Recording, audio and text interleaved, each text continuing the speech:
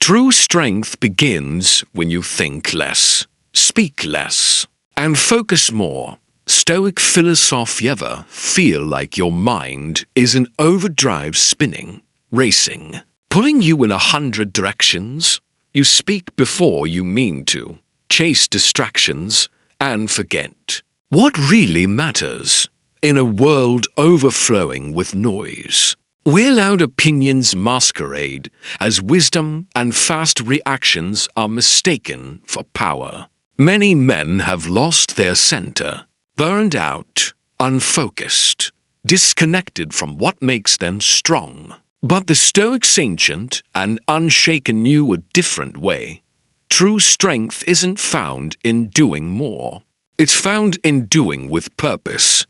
It isn't about raising your voice. It's about knowing when silence is power. It isn't about overthinking. It's about thinking clearly, deliberately. What if your greatest power isn't in reacting, but in pausing? In this video, we'll explore how Stoic philosophy for men can help you reclaim your focus, build resilience, and act with unshakable intent. You'll learn to control what's truly within your reach, sharpen your inner voice, and build a quiet presence that commands attention even when you say nothing at all. If you've ever felt lost in the chaos, like you're drifting further from your true self, you're not alone. But today can be a turning point. Stick with me, because when you think less, talk less, and focus more, you stop being a prisoner of the world and start owning it. Now, let's begin. 1. Thoughts are not facts. Have you ever noticed how a single thought, quiet, almost invisible, can ruin your whole day? I'm not good enough. Things will never change. What if everything goes wrong? These words creep in like shadows, and suddenly you're living under their spell. But here's the truth. They're just thoughts. They're not commandments. They're not fate. The Stoics, especially Epictetus, understood this deeply. He said, "It's not the events that disturb us, but our judgments about them." Yet how often do we confuse a fleeting thought for reality? How often do we let one idea hijack our peace? Picture this. You're at a train station. Each thought is a train rolling by: regret, anger, fear. But you don't have to board any of them. You can stay still. You can breathe. You can simply watch. This is the Stoic practice of observation without attachment. And it might be the most powerful skill you'll ever learn, because when you chase every thought, you lose control. But when you step back and observe, those thoughts lose their power. They pass, they fade. I remember a late-night conversation with a team leader I respected. Calm, composed, admired by everyone. He confessed that every morning he woke up with a pit in his stomach, not because of reality, but because of the whispers in his head. You're behind. You're failing. He lived under that weight for years, until he discovered Marcus Aurelius, and something clicked. He started saying, "I'm having the thought that I'm failing." Just that one shift in language changed everything. Suddenly, it wasn't in failing, it was just a thought, a cloud passing through. And clouds don't last. This isn't about denial. It's not about toxic positivity. It's about clarity. It's about choosing what you believe and letting go of what you don't have to carry. Sometimes just naming a thought is enough to break its grip. But the real power comes when you learn to observe it and let it go, because not every thought is yours to carry. Most of what your mind produces, it's just noise, leftovers from old wounds, fears you inherited, reactions formed in moments of weakness or confusion. And here's the truth. You are not your thoughts. You are the space they pass through. You are the one who decides which to feed and which to release. This is where the Stoic path begins. With awareness. You don't need a cabin in the woods or a silent monastery to practice it. You just need a moment, a pause, a breath, a few quiet minutes in your day to notice. When a thought stings, don't react. Don't shove it down. Don't cling to it like it defines you. Just observe. Ask yourself gently, is this even true? Do I have any real proof? Does this thought make me stronger or weaker? If it doesn't serve you, then let it go, not with force or anger, but with calm. Like setting down a stone you were never meant to carry. Little by little, this practice creates space inside you. And in that space, something rare begins to rise. A clarity that thoughts can't fake. A steady strength that doesn't need to shout. Not magic. Discipline. It's the discipline of coming back to the present. Again and again. Back to the platform. Back to yourself. The Stoics never tried to stop thinking altogether. They sought to tame the mind. Because an untamed mind is like a wild horse, it drags you through fear, chaos, and regret. But a trained mind, it becomes your ally. It shows you the path. And most importantly, it lets you walk it freely. So next time a voice in your head whispers, "You're too late. You'll never be enough. You can't do this." Pause. Breathe. Don't get on that train, because you are not the thought. What you do with it, that's where your power lives.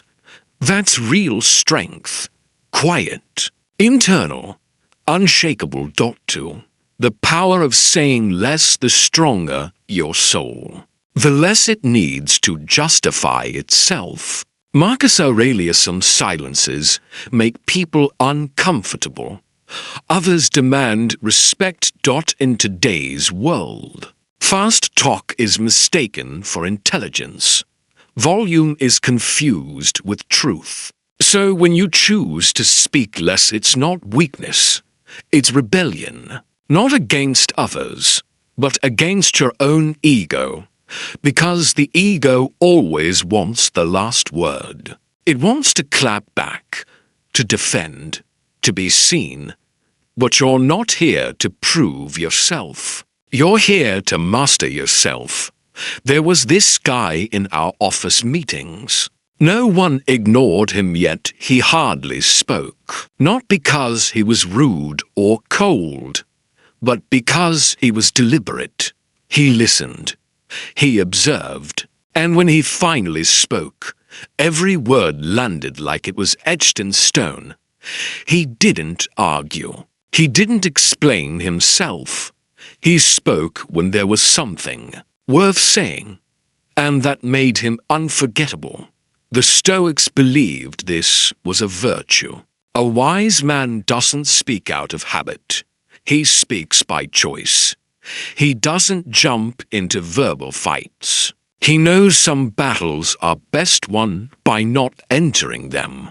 Marcus Aurelius wrote that the soul grows stronger when it stays calm in the noise of the world. That's the challenge.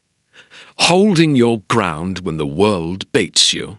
Choosing stillness when chaos provokes you. Letting silence speak when others shout. Saying less doesn't mean biting your tongue out of fear. It means choosing your words. Knowing that not every jab deserves a punch back. Not every insult requires a defense. Not every moment demands a response. Because when you respond to everything, you hand over your energy. You scatter yourself. You come undone. But when you choose purposeful silence, You reclaim that energy. You stay whole. Sharpen your mind act. Don't react. A sharpened mind doesn't flinch. It doesn't explode. It moves with purpose. That's what separates men of Stoic discipline from those ruled by impulse. They don't react, they act.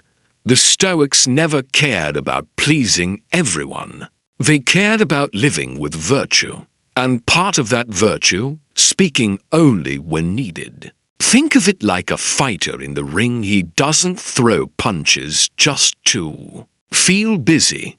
He chooses each strike with intent, because one careless blow can cause damage you didn't mean. But a pause, well placed, can stop a fight before it begins. So ask yourself, when was the last time you spoke without thinking? Maybe it was a jab, a snap defense, a half-formed opinion that tumbled out too fast. Did it help or did it leave you hollow, patching the wound with regret? Silence doesn't come with that regret. It gives you something else: time, perspective, and most importantly, control. Choosing to say less makes you more present. You stop waiting for your turn to speak. You actually listen, not to react, but to understand, and something powerful happens. The person across from you, they feel it. They lower their guard, because you're not trying to win, you're trying to connect. And you begin to change too. Without the pressure to talk, your mind clears. Your words shift from impulses to choices. Epictetus taught that true discipline starts with controlling your impulses, then your words, and that the highest form of freedom is not needing to explain yourself. That kind of freedom isn't loud. It's in your breath, your steady gaze, the quiet strength you carry into every room, choosing silence, even when you know you could dominate the room with logic or wit. Isn't weakness, it's wisdom, because saying less isn't just a vibe. It's a philosophy. It's a way of living that reminds you control begins with your tongue. And real respect, it's not demanded. It's earned. In a world addicted to noise, the man who masters silence becomes a force, someone whose presence speaks before his voice ever does. So the next time the urge to fire back hits you, pause. Breathe. Ask yourself, is this necessary? Is it useful? Is it aligned with the man I'm trying to become? If not, keep your words. Let them stay unspoken. Because sometimes the greatest strength is to say nothing at all. And in that space of silence, you grow stronger, you grow clearer, you grow into yourself. 3. Control what you can control. There are moments when life feels like it's breaking down around you. Everything hits at once, plans collapse, people disappoint, doors close, and nothing seems steady. The past feels heavy, and the future looks dark. In that storm, only one question matters: what now? Most people panic. Some look for someone to blame. Others simply shut down. But the Stoic man, he turns inward. He remembers the one truth that can't be shaken. You always have the power to choose your response. You don't get to choose the hand life deals you, but you absolutely get to decide how you play it. Epictetus called this the fundamental divide. What's in your control and what isn't. It sounds simple, but it's not easy, because it places the full weight of your response on your own shoulders. Not what happens to you, but what you let it do to you. You can't stop people from disappointing you, but you can stop that disappointment from owning you. You can't rewrite the past, but you can refuse to let it define your future. And in that moment when you stop fighting what's out of reach and grab hold of what you can influence, that's when you begin to take your power back. Picture a ship in a storm. The captain can't control the waves. He can't stop the wind. But he can steer the rudder. He can adjust the sails. He can choose to keep moving forward or not. The Stoic man lives like that captain. He doesn't lie to himself about the storm. He doesn't pretend the skies are clear. He simply asks, where do I still have leverage? And from that question he finds his next move. And once he knows where he has power, he moves. He decides. He builds. Not just a new outcome, but a new self. I once spoke with a man who had just lost the business he'd spent 20 years building. He told me the hardest part wasn't losing the money. It was the helplessness, the feeling of watching his identity unravel with every overdue bill. It wasn't the collapse of the business, it was the collapse of himself. For months, he spiraled, angry, bitter, drowning in everything he couldn't change, until one day, he stopped. He took out a notebook, drew 2 columns. On one side, what he couldn't control. On the other, what he could. His routine, his mindset, his discipline, his willingness to start over. That list became his anchor dot from that day forward. He didn't just rebuild a business. He built something deeper, inner peace. Because when you see clearly, you stop wasting strength. And when you focus it, you become almost untouchable. Even Marcus Aurelius, the emperor of Rome, understood this. He ruled an empire, but couldn't rule fate. He couldn't control war, disease, betrayal, or death. But he could control one thing, his response. And that's what made him powerful. He didn't whine. He didn't run. He stood still in his core while the world around him came undone. Controlling what you can doesn't mean making everything perfect. It means taking the helm. Even when the sea is angry. It means that when everything's shaking, you anchor yourself in what's steady, your calm, your purpose, your deliberate, chosen action. It's not about being rigid. It's about living from your roots, not your reactions. So if you ever feel lost, like the storm has taken too much, pause. Breathe. Look closely at what you're trying to control, and let go of what was never yours. Then pour yourself fully into what is yours, even if it's small, even if it's just one step. Because when you act from clarity, every move is cleaner, stronger, and truly yours. That's how men don't break when the world does. Not because they're lucky, not because they're spared, but because they make one unshakable choice to return again and again to what matters.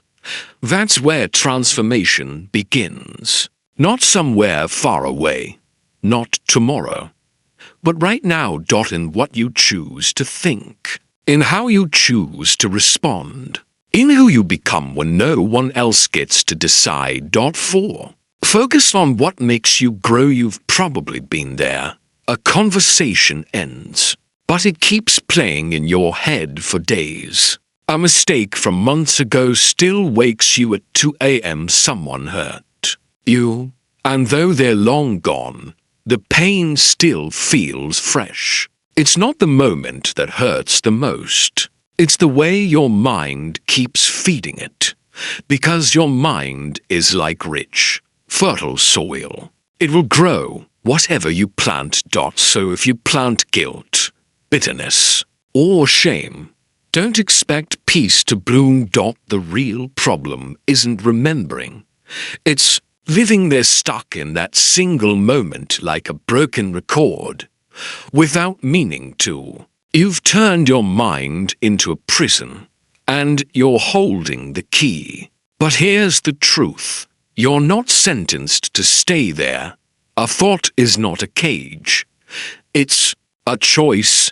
This doesn't mean pretending the past didn't happen. It's not about slapping fake positivity on real pain. It's about learning to redirect your attention again and again to what builds you, what strengthens you, what makes you more of the man you want to be.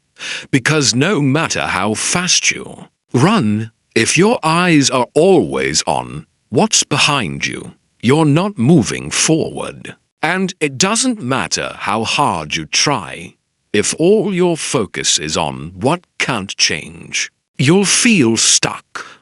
But the moment you choose to look where there's light, where there's possibility, where there's growth, something shifts, quietly, slowly, but it shifts. And that's where real growth begins, even in the middle of war, betrayal, and sickness. Marcus Aurelius would sit alone at night and write one quiet truth.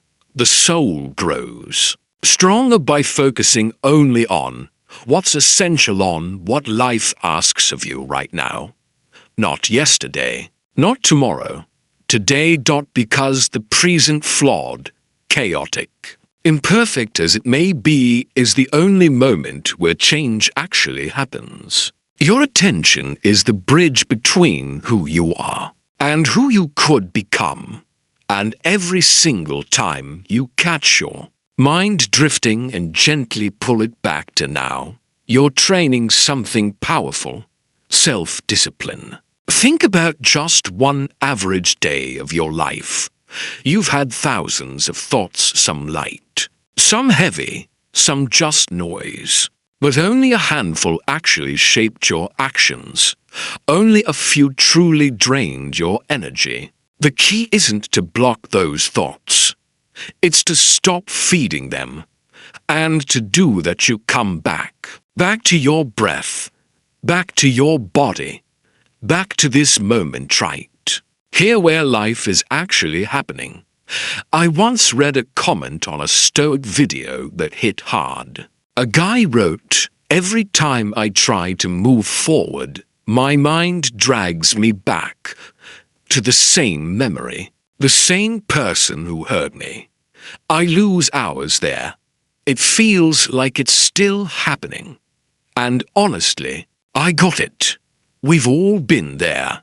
But the answer isn't to run from that memory. It's to face it, name it, acknowledge it, and then, with calm resolve, say, "You don't get any more of my day. Not today." Even if just for an hour, send your energy forward. Focus on one thing that builds. The Stoics didn't preach about bottling emotions. They taught transformation. They taught us to take that weight pulling us down and turn it into a signal, a signpost showing what we still need to release. That transformation begins with one quiet, daily decision. Where will you place your attention? Because every time you choose to direct it toward what adds value, whether that's reading, training, building, creating, you're saying something bold to the world and to yourself. I won't waste another day on what I can't change. You can't control every thought that appears, but you can absolutely choose which ones stay. And that choice, made again and again, shapes your character, shapes your future, shapes your strength, a strength that doesn't need to shout. It shows in how you walk, how you focus, how you move through storms while others stay stuck in theirs. Because focus isn't a gift, it's a skill. And like any skill, it gets stronger the more you train it. So when your mind tries to drag you backward, to pain, to the past, to old chaos, don't fight it. Don't follow it. Breathe. Acknowledge. Come back. Because where you place your attention, your life grows. 5. Accept what is if you're pained by something external. The pain doesn't come from the thing itself, but from your perception of it. And you have the power to change that perception. Marcus Aurelius. Most men don't collapse from the weight itself. They collapse from fighting it. They want life to be different. They want people not to betray them. They want the past to change. They want things to go exactly how they imagined. But they didn't. And the more you resist what already happened, the more it drains you. The more it breaks you from the inside out. Because it's not the burden that destroys you. It's how you carry it. Acceptance doesn't mean surrendering. It doesn't mean giving up. And it definitely doesn't mean pretending nothing hurts. It means stopping the war with what's already done. It means facing the truth, the mistake, the betrayal, the loss. And choosing. This will not define me. You don't build your identity on what went wrong. You build it on what you choose next. As long as you keep wishing things had gone your way, you're chained to a ghost, trapped in a fantasy of how life should have been. When you accept what is, you exhale, and in that quiet breath, something shifts. From that new calm, you finally see the road ahead. Clearer, realer, yours. A man emailed me once.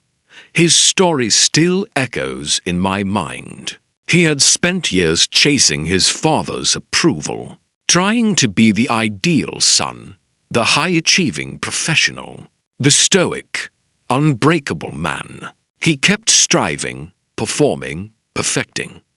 But nothing was ever enough. Then his father passed away, and the grief hit hard. But what cut even deeper was the weight left behind, the endless, unresolved need to be seen, to be accepted, to be loved by someone who never really looked. And then he discovered Epictetus. That's when it clicked. Freedom begins the moment you stop asking for permission to be yourself. Living for someone else's, not even if you don't realize it, is a quiet form of slavery. The chains may be invisible, but they cut just the same. So that day, he did something radical. He started speaking to himself not with doubt, but with respect. Not because his father finally gave it to him, but because he finally decided. He didn't need it anymore. The Stoics taught that you can't control how the world sees you. You can only control how you see you. Everyone filters life through their own scars, their own fears, their own stories. So if someone shuts you out, it doesn't mean you're worthless. It just means they couldn't see you. But you can, and you have to. Because if you don't, no one else will. Self-acceptance also means dropping the guilt, the voice in your head that won't shut up about what you should have done, what you could have avoided, what you lost. But the past, it's not a puzzle to fix. It's raw material to build with. You can't rewrite it, but you can choose what to do with it. You can't start again, not from nothing, but from experience. Because resilience isn't just about holding on. It's about learning. It's about growing with every fall. Not with rage, but with intention. Not in a hurry, but with direction. And every hit that didn't break you, that was a message. It showed you what you could carry. and what you could finally let go of. And yes, loneliness often walks beside you on this path, because when you stop chasing approval, some people drift. You stop fitting in their mold. You stop being easy to label, and that unsettles them. But that loneliness, it's not a curse. It's part of your freedom. Being alone and fully yourself is 1,000 times better than being surrounded. But cut off from who you really are. So the next time life doesn't go your way, don't ask, "Why me?" Ask instead, "What can I do now with what I've got?" Stop waiting for life to line up. It one single quotes T. Start now. With what you know, with who you are, with what's right in front of you. And every time you do, you'll feel it. Not a burst of motivation, not some loud external hype, but something deeper, a root, a quiet, grounded strength that doesn't depend on anyone else. A strength born from finally accepting that you don't need to be anyone else. You just need to be fully you, even when it hurts, even when it's hard. Because in that full acceptance, your real transformation begins. 6. Embrace silence for clarity. There's a noise that wears you down, but you can't hear it. It's not the traffic outside, not your phone, not even other people. It's inside you, a relentless hum of thoughts, a mind in overdrive, constantly chasing, solving, reacting. We're drowning in stimulation, opinions, notifications, comparisons, from the moment you wake up to the second you collapse into bed. The pressure is non-stop. Be more, know more, do more. But what we lose in that storm isn't just time, it's direction. Because when everything around you is screaming for attention, everything starts to blur. And when everything feels urgent, nothing feels important. But silence isn't empty. It's a shelter, the only place where you can actually hear what matters, what you really think, what you truly feel, what you honestly want. Maybe, just maybe, you've been walking a path that was never yours, chasing goals that don't fit, running after winds that never filled your sails, because you never stopped to ask, were these even my winds to chase? Silence makes you ask, not with pressure but with clarity, because when the noise of the world dies down, what's left isn't emptiness, it's you. A man who followed this channel once shared his story with me. He used to pack his schedule tight. No space, no gaps. Every minute accounted for. He couldn't even sit still for 10 minutes. If he wasn't busy, he felt worthless. But one day, right in the middle of a panic attack, he stopped. No music, no phone, no one. Just 5 minutes of nothing. And in those 5 minutes, he cried. Not from sadness, but from truth. He realized how much he'd been running, how much noise he'd used to cover up what he didn't want to feel. Now, every morning starts with silence, not because it's easy, but because it's necessary. Because that's where he found something no book, no podcast, no advice ever gave. Himself.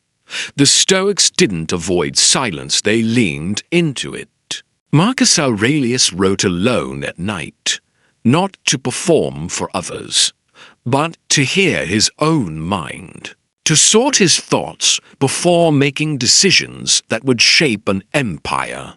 Because he understood, a noisy mind isn't free. It's trapped, cluttered, reactive. distracted by what doesn't matter. Epictetus reminded us that the wise don't speak out of habit. They speak out of need. And sometimes, what's left unsaid speaks the loudest. Silence lets you see what's worth your time and what's just noise. See who you are without anyone else watching. See your patterns, your fears, your real desires. But it takes guts. Because silence also shows you the truths you've been avoiding. The grief, the wounds, the denial. And that's where change starts. Not in comfort, but in that raw, quiet place where the running finally stops.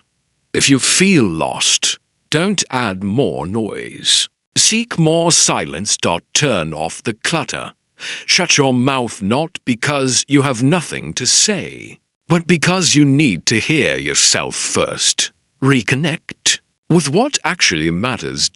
It's not out there. It's not in the next big win or external validation. It's in that still point where everything pauses and you meet you again. The world won't go quiet for you. There will always be more voices, more pressure, more headlines. But you don't have to tune into all of them. You can carve out space, a pause, a small, sacred gap where you are not what's expected, not what's copied, but what's real. Because only the man who can be quiet can truly listen. And only the man who listens to what matters can live with purpose. Silence isn't weakness. It's a mark of self-mastery, of clarity, of real, unshakable power. Point 7. Talk less. Think more. Here's something most men don't realize. It's not what they don't say that gets them in trouble. It's what they say without thinking. One word spat out in anger. One careless opinion thrown into the room. One impulsive response. And just like that, the damage is done. Not always to someone else, but inside. Because every time you speak without awareness, you drift a little further from who you want to be. In a world where everyone's shouting to be heard, the man who knows when to stay silent stands out. Think of your mind like a blade. Every word you speak is a swing of that blade. If you don't train it, if you don't discipline it, you'll end up cutting yourself deeper than anyone else.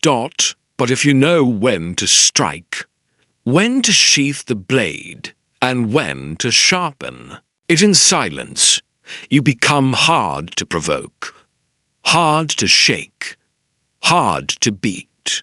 Talking less doesn't mean you're worthless. It means your words have direction. And in a loud world, that kind of precision is rare and unforgettable. The more you think before you speak, the more control you earn, the more clarity you gain. Because not every thought needs to be voiced. Not every feeling needs to be aired. Not every comment deserves a reply. One man messaged me after a huge family blow-up.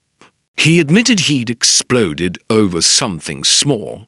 But the truth? That anger had been building for weeks. It came from words left unspoken, emotions he ignored, and judgments he fired like silent daggers.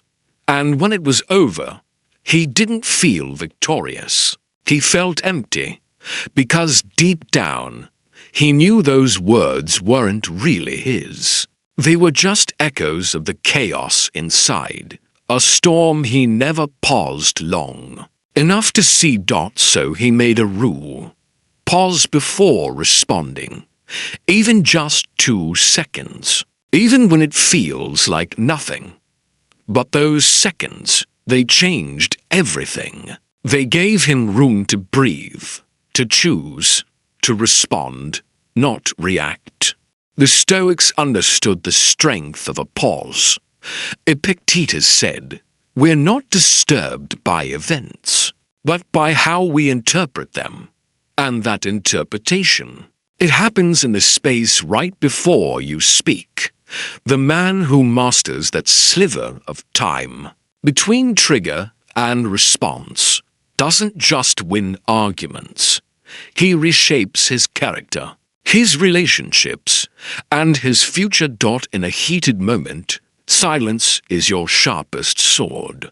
Not because you're out of things to say, but because you've chosen.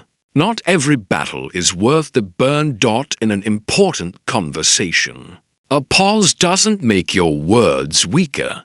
It makes them heavier. Because when you speak without rush, without needing to win, without needing approval, your words land with truth.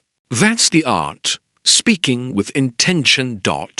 And like any art, it takes practice, awareness, courage. We live in a world that dares you to react, to post, to comment, to prove yourself. But restraint isn't weakness. It's not bottling up.